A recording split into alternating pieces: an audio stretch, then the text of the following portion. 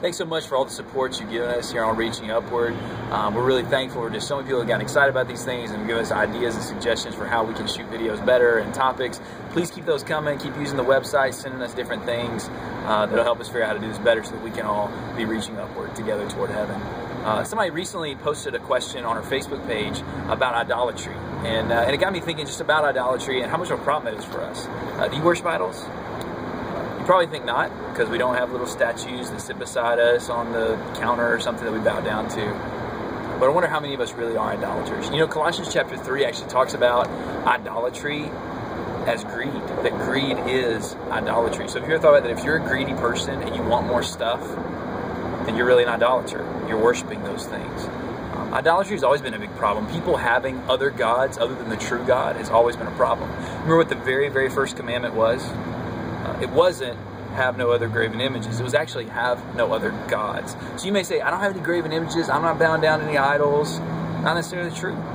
You may have other gods that you're bowing down to.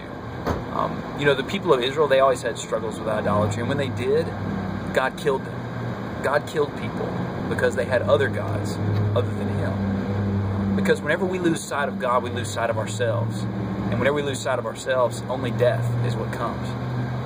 So, are you an idol worshiper? Here's two questions I think you should ask yourself.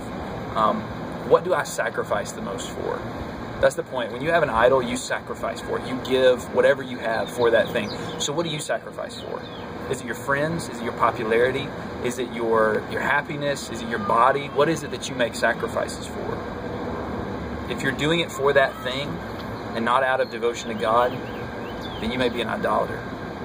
Another question is, what do you run to whenever you're in trouble? The people of Israel, whenever they had problems, a lot of times they would run to the gods of the nations to find help and strength and security.